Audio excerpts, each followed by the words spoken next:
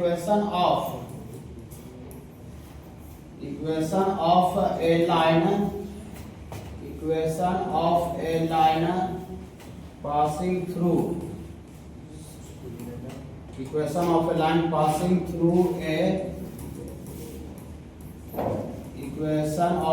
passing through a given point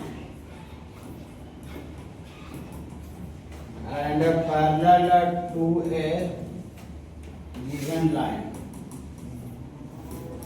one number, vector form. सुन लीजिए, देखिए जिस तरह से बाबू आप 2 डायमेंशन ज्योमेट्री में पढ़ते हैं बाबू स्ट्रेट लाइन के क्वेश्चन अलग अलग फॉर्मेट में, तो उसी तरह से 3D में भी स्ट्रेट लाइन बहु पढ़ना है, ठीक है, और अलग अलग फॉर्म। तो स्ट्रेट लाइन 2D जैसा इतना बड़ा नहीं है फॉर्म, ठीक है। तो जितना भी क्वेश्चन पढ़ाई करना है बाबू, जितना भी क्वेश्चन पढ़ना है वो कार्टेशियन और वेक्टर दोनों फॉर्म पढ़ना है, ठीक है। आप लोग जब 2 डायमेंशन ज्योमेट्री पढ़ोगे तो वहां पर सिर्फ कार्टेशियन एक्स वाई में क्वेश्चन रहता था, लेकिन यहाँ पर बाबू एक्स वाई में तो पढ़ना ही है, लेकिन उसके साथ साथ वेक्टर फॉर्म भी पढ़ना है। मैंने सारा ही क्वेश्चन कार्टेशियन और वेक्टर फॉर्म पढ़ना है। एग्जाम में भी आपको दोनों में से कोई भी फॉर्म आपको आ सकता है, ठीक है। तो देखिए पहला भी क्या लिखिए, इक्वेशन ऑफ ए लाइन का इक्वेशन जो कि पासिंग थ्रू गुजर रहा है, ये गिवन पॉइंट का मतलब होता है वो पॉइंट आपको दिया हुआ रहेगा, पता रहेगा। And parallel to a line मतलब किसी लाइन के पैरेलल है, parallel to a given vector लिख देते हैं, पैरेलल टू ए वेक्टर। देखिए मैंने स्ट्रेट लाइन का इक्वेशन जो कि किसी दिया हुआ पॉइंट से पास कर रहा है और कोई दिया हुआ वेक्टर के पैरेलल है। हम आपको वेक्टर में पढ़ाए थे कि अगर 2 वेक्टर पैरेलल होता है, आगे बताए 2 वेक्टर पैरेलल या कोलिनियर तो दोनों का डायरेक्शन रेशियो सेम होता है, ठीक है। अगर दोनों वेक्टर पैरेलल अगर हो गए ना से, इसका जो डायरेक्शन रेशियो होगा वही डायरेक्शन रेशियो इसका भी होगा, ठीक है। तो पैरेलल या चाहे कोलिनियर कहलाता है, पैरेलल या कोलिनियर। सुनिए, तो पहला आपका पढ़ना है वो वेक्टर फॉर्म में इक्वेशन क्या होगा, क्या होगा। देखिए पूरी सब हम समझ नहीं पा रहे हैं, थ्योरी को ही समझ नहीं पा रहे हैं कहा क्या रहा है। देखिए थ्योरी ऐसा कह रहा है बाबू, ये आपका कोऑर्डिनेट सिस्टम हो गया, ये कोऑर्डिनेट सिस्टम एक्स एक्सिस है बाबू, वाई एक्सिस है बाबू, और ये जेड एक्सिस है, ऑरिजिन है बाबू, और यहाँ पर बाबू कोई पॉइंट से लाइन पास कर रहा है, ठीक है बाबू। ये कोई पॉइंट है बाबू, इससे लाइन पास कर रहा है, सपोज करते हैं पॉइंट का ए दिया हुआ है, ये दिया हुआ बाबू, ये दिया हुआ इसका कोऑर्डिनेट है आपको x1, y1 और z1। ये दिया हुआ पॉइंट का कोऑर्डिनेट है, गिवन है। गिवन का मतलब ये आपको पता है, ठीक है, कि लाइन इस पॉइंट से पास कर रहा है, ठीक है, हाँ। और ये जो लाइन है बाबू, ये दिया हुआ वेक्टर के पैरेलल है। ये देखिए ये कोई वेक्टर बी है, वेक्टर बी, इसका इक्वेशन दिया हुआ है ai plus bj plus ck। देखिए ध्यान से सुनिए, ठीक है, बहुत आसान है। देखिए ये उजला वाला मेरा लाइन है, ये उजला वाला लाइन का इसी का इक्वेशन निकालना है, इसी का इक्वेशन निकालना है, जो कि कौन सा पॉइंट से पास कर रहा है वो पॉइंट पता है, x1 y1 और z1। गिवन पॉइंट यहाँ एरो मार के भी गिवन लिख दिए, गिवन वो पॉइंट दिया हुआ है क्वेश्चन में भी, x1 y1 z1 से पास कर रहा है। और ये जो पीला वाला वेक्टर जो है ना, पीला वाला, उस वेक्टर की जो लाइन जो जिसका इक्वेशन निकालना वो पैरेलल है, समानांतर है। लग रहा है पैरेलल नहीं है? हाँ लगना चाहिए, थोड़ा मोड़ा 19-20 हो सकता है, लेकिन लग रहा है पैरेलल है ना सर? है सर? चलिए देखिए सुनिए, 11th में जो बच्चे, बहुत सारे कुछ बच्चे 11th से पढ़ रहे हैं, तो हम बताए थे कि आपको किसी भी पॉइंट कर्व का अगर इक्वेशन निकालना है तो उस कर्व पर लाई करते हुए किसी एक पॉइंट का लोकस निकालना चाहता है। लोकस अभी जो 11th का जो बैच अभी चल रहा है कोऑर्डिनेट, उसमें लोकस चल रहा है ना, लोकस चल रहा है ना जी? हाँ लोकस पढ़ा उसमें 11th में जाते हैं, ठीक है, कोऑर्डिनेट वाला में तो लोकस पढ़ा हो रहा है कि नहीं? चलिए ठीक है, पूरा नहीं हुआ लेकिन अभी चालू हुआ है।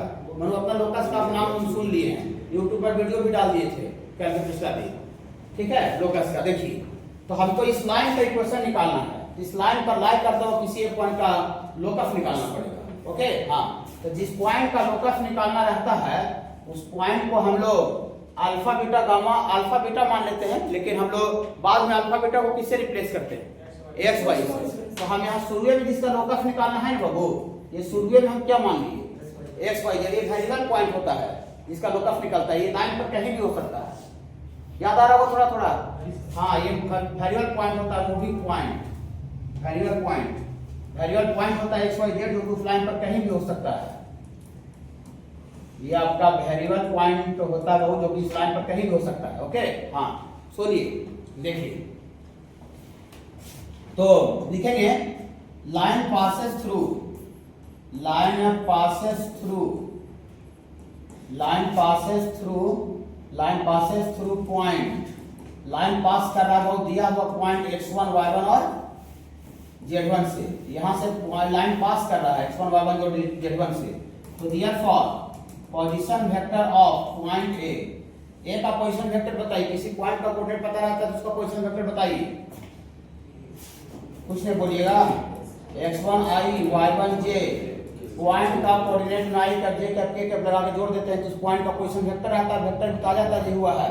हाँ और इसी को हम r1 वेक्टर अपना भाषा में बोल रहे हैं, माने जो दिया हुआ पॉइंट है उसका पोजीशन वेक्टर जो आया उसी को हम r1 हम बोल रहे हैं। r1 उसको कौन सा वेक्टर बोल रहे हैं? r1 vector. हाँ देखिए एंड लिखेंगे and line parallel to, and जो लाइन है पैरेलल टू वेक्टर बी, तो वेक्टर बी के पैरेलल, तो वेक्टर बी कितना दे रहे हैं? ai plus bj plus ck, line इसके पैरेलल है। तो हमको उजला वाला लाइन का इक्वेशन निकालना है। चलिए लॉजिक पर आते हैं। जिस कर्व का इक्वेशन निकालना है उस कर्व पर लाइन करके वो किसी एक पॉइंट का लोकस निकाल देंगे। तो जिसका लोकस निकालना रहता है बाबू let required locus of point P, required locus of point P, alpha beta gamma मानते हैं लेकिन बाद में अल्फा बीटा गामा को किससे रिप्लेस करते हैं? x y z से। तो शुरू में क्या मान लिए? शुरू में हम x y z मान ली, कोई तकलीफ ना है बाबू, x y z स्टार्टिंग मान ली बाबू। अब हमको जैसे x y z माने तो हमको टेंशन बढ़ गया कि कैसे x y z जो वेरिएबल पॉइंट है जो पहले से जो देल है कि वेक्टर बी देल है और x1 y1 पॉइंट देल है, कैसे जो बात दिया हुआ है जो माने उसको कैसे रिलेशन निकाले, थोड़ा याद आ रहा होगा कैसे रिलेशन निकाले। लेकिन रिलेशन निकालने का फॉर्मूला नहीं होता है, रिलेशन दिमाग से निकालना पड़ता है। ठीक है, जो मेडिकल कंडीशन दिया हुआ रहेगा उसे यूज करके निकालना पड़ता है। देखिए लड़ाई नहीं। चलिए ये पॉइंट P जिसका लोकस निकालना, माने जिसका लोकस निकालना उस पॉइंट को alpha beta gamma x y z माने हैं। तो therefore position vector of P कितना आएगा? पोजीशन वेक्टर ऑफ P, इसका पोजीशन वेक्टर बोलिए x i का plus y j plus z k। ठीक है, इस पोजीशन वेक्टर को हम लोग वेक्टर r बोल रहे हैं। वेक्टर r माने वेरिएबल पॉइंट का जो पोजीशन वेक्टर आया है उसको हम अपना भाषा में वेक्टर r बोल रहे हैं, और जो दिया हुआ पॉइंट का पोजीशन वेक्टर आया है उसको हम लोग r1 बोल रहे हैं। ठीक है, r1 बोल रहे हैं। चलिए ठीक है, देखिए तो देयरफॉर AP वेक्टर बोलिएगा। AP वेक्टर A का भी पोजीशन वेक्टर पता है और P का भी पोजीशन वेक्टर पता है। AP वेक्टर तो दो पॉइंट का पोजीशन वेक्टर पता रहता है तो position vector of final minus initial हो गया। इसे पढ़ाती है तो position AP vector P is the final और A इज द इनिशियल। तो P पॉइंट का फाइनल पॉइंट का पोजीशन वेक्टर R है। हाँ तो यहां से लिखेंगे वेक्टर R माइनस R1। तकलीफ कर रहा है क्या? ना कोई तकलीफ नहीं है, कोई तकलीफ नहीं है। एंड AP वेक्टर जो है वो पैरेलल है, parallel to vector B। AP जो वेक्टर B के क्या है वो लिखी करने दे दिया। ठीक है, तो इसी लाइन जो है वेक्टर पर, तो जो AP वेक्टर उसी लाइन पर लिखे हैं तो उस लाइन पर जितना भी वेक्टर लिखेंगे सब तो पीला वाला तो पैरेलल ही होगा। AP वेक्टर जो है वो वेक्टर B के पैरेलल है। तो दो वेक्टर पैरेलल रहता है बाबू, तो हम उसका कंडीशन बताए हैं। दो वेक्टर पैरेलल रहता है तो उसका क्या कंडीशन बताए हैं? दो वेक्टर पैरेलल रहता है तो हम उसका कंडीशन क्या बताए? वेक्टर A बराबर लैम्डा इनटू समथिंग। हाँ तो देयरफॉर AP वेक्टर बराबर लैम्डा इनटू B। वेक्टर पढ़ाए हैं बाबू। तो AP वेक्टर कितना है बाबू? R माइनस R1 वेक्टर बराबर लैम्डा इनटू B। तो यहाँ से वेक्टर R बराबर, ये R1 माइनस में है होने जाएगा तो प्लस में हो जाएगा R1 plus lambda into. It is a vector equation, it is a vector equation of the line। ये लाइन का बहुत वेक्टर इक्वेशन आ गया। वेक्टर R बराबर R1 plus lambda into B। ठीक है, सुनिए घबराइए नहीं। ठीक है, देखिए कोई पूछेगा कि ये जी कोई लाइन का इक्वेशन बताओ जो कि कोई पॉइंट से पास कर रहा है कोई वेक्टर के पैरेलल है। वेक्टर फॉर्म बताओ, रटले रहिएगा तोता जैसा। ठीक है, तोता जैसा रटले रहिएगा। बोल दिया कि वेक्टर R बराबर R1 plus lambda into B। तो कोई पूछेगा अच्छा तुम तोता नहीं रटते हो? ठीक है, तोता नहीं तुम रटते हो हाँ बोले हाँ रखते हैं।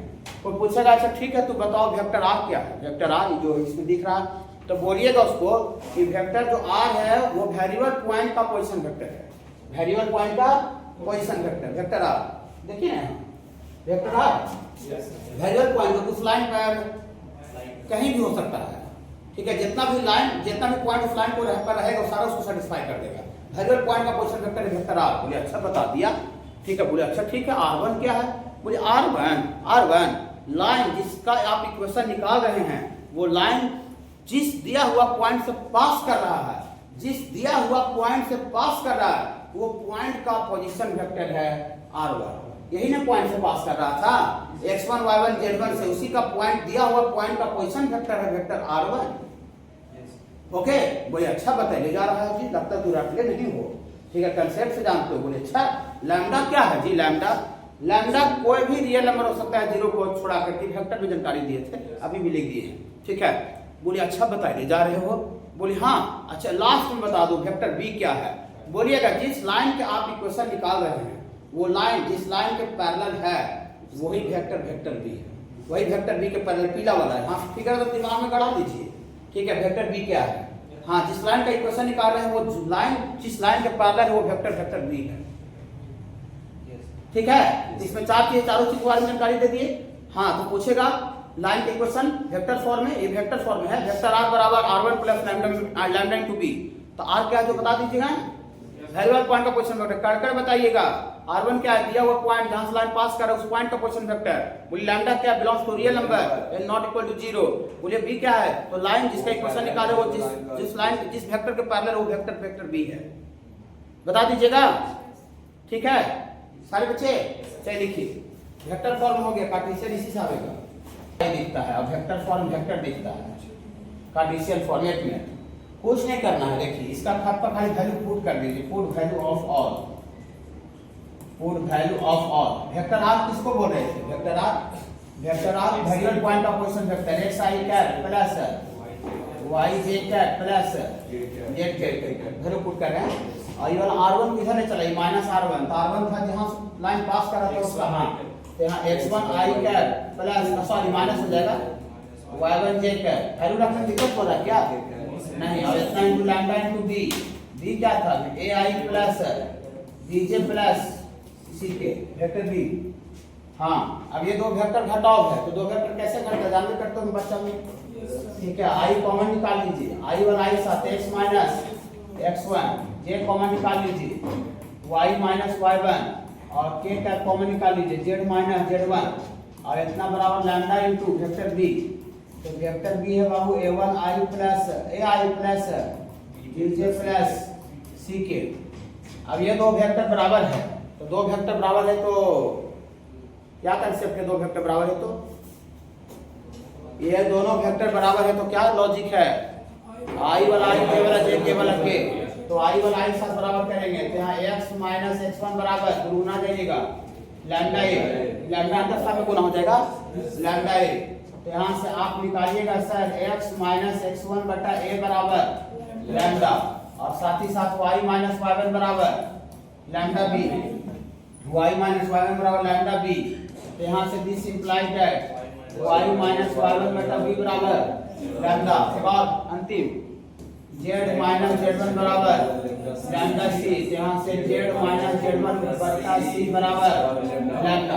कोई दिक्कत है क्या नहीं, ये देखिए तीनों तो लैम्डा लैम्डा लैम्डे है, तो तीनों कोई क्वेश्चन में RHS बराबर है तो LHS के बराबर नहीं होगा, होगा ना, सब तो लैम्डे बराबर है, इसका मतलब therefore x minus x1 upon a बराबर y माइनस y1 बटा b बराबर z माइनस z1 बराबर लैम्डा नहीं लिखा रहेगा, खाली ये तीनों बराबर लिखा रहेगा, ऐसे रहेगा, ठीक है। ये आपको कार्टेशियन फॉर्म में स्ट्रेट लाइन के क्वेश्चन है, वेयर रुक जाइए, ये जो लाइन था वो वेक्टर b के पैरेलल था, तो जो वेक्टर b का जो डायरेक्शन रेशियो होगा वही डायरेक्शन रेशियो लाइन का भी होगा, कहे दो लाइन पैरेलल होता है तो दोनों डायरेक्शन रेशियो सेम होता है। ये लाइन का इसका डायरेक्शन रेशियो थोड़ा सा कितना होगा, b का डायरेक्शन रेशियो, हाँ abc i j k के का कोएफिशिएंट डायरेक्ट डायरेक्शन रेशियो कहलाता है, इसका डायरेक्शन रेशियो हो जाएगा abc। ये जो लाइन का जो डायरेक्शन वेक्टर का जो डायरेक्शन रेशियो वही डायरेक्शन रेशियो लाइन का होगा, दोनों लाइन पैरेलल है, हाँ यहाँ पर जो ए बी सी जो है बाबू, ये इतना आर डायरेक्शन रेशियो है ऑफ लाइन का ना, ये लाइन का डायरेक्शन रेशियो है। लेकिन नोट में बात लिख देते हैं, देखिए नोट में बात लिख देते हैं कि बहुत जगह पर डायरेक्शन रेशियो नहीं पता रहता है, डायरेक्शन कोसाइन पता रहता है। ठीक है, तो नोट में यहाँ लिखते हैं, नोट में लिखते हैं बाबू कि नोट में कि if direction cosine of line are, direction cosine अगर लाइन का दिया हुआ है एल एम और एन, अगर लाइन का डायरेक्शन कोसाइन दिया हुआ है तो तब पर भी डायरेक्ट जो इक्वेशन होगा, then equation of line, line का जो इक्वेशन होता है बाबू x माइनस x1 बटा खाली क्या हो जाएगा, a हो जाएगा, बराबर y minus y1 upon m बराबर z माइनस z1 बटा n हो जाएगा। मैंने डायरेक्शन रेशियो दे रहे हैं चाहे डायरेक्शन कोसाइन दे रहे हैं, फॉर्मूला आपका सेम लगेगा। ठीक है, खाली यहाँ पर डायरेक्शन जहाँ जहाँ रेशियो था वहाँ डायरेक्शन कोसाइन रख दीजिएगा। कोई पूछेगा ये जी कार्टेशियन फॉर्म में बताओ लाइन के इक्वेशन, कार्टेशियन फॉर्म में तो रख ले रहिएगा, बोलिएगा x माइनस x1 बटा ए रटू तोता जैसा, x माइनस x1 बटा ए बराबर y माइनस y1 बटा b बराबर z माइनस z1 बटा c, तुरंत बोल दीजिएगा। बोले अच्छा जी तो x y z इसमें क्या है जी, बोले यार x y z variable point है, वेरिएबल पॉइंट जहाँ से लाइन पास कर रहा होगा। ठीक है, variable point x y z, बोले अच्छा बता दिया। बोले x1 y1 z1 क्या है जी, x1 y1 z1 दिया हुआ पॉइंट जहां से लाइन जो गिवन पॉइंट, जिस गिवन पॉइंट से पास कर रहा था वो पॉइंट का कोऑर्डिनेट है, पॉइंट का कोऑर्डिनेट x1 y1 z1, बोलिए बता देते हो जी। बच्चा लास्ट में बता दो ABC क्या है, बोलिए भैया लाइन का डायरेक्शन, लाइन का डायरेक्शन ऐसे बोल दीजिएगा, वो पैरेलल वाला वेक्टर का डायरेक्शन नहीं बोलिएगा, कहे कि जो पैरेलल वाला वेक्टर का डायरेक्शन रेशियो हो वही डायरेक्शन रेशियो लाइन का होगा, तो डायरेक्ट लाइन का डायरेक्शन रेशियो बोलिए। देखिए हम यहाँ डायरेक्ट लाइन लिखे हैं, हाँ ABC direction ratio of line लिखे हैं। ओके, अगर डायरेक्शन रेशियो के जगह पर डायरेक्शन कोसाइन भी दिया रहेगा तो फॉर्मूला सेम होगा, x माइनस x1 बटा a हो जाएगा बराबर y माइनस y1 बटा m हो जाएगा बराबर z माइनस z1 बटा c हो जाएगा, अति n हो जाएगा। Okay sir.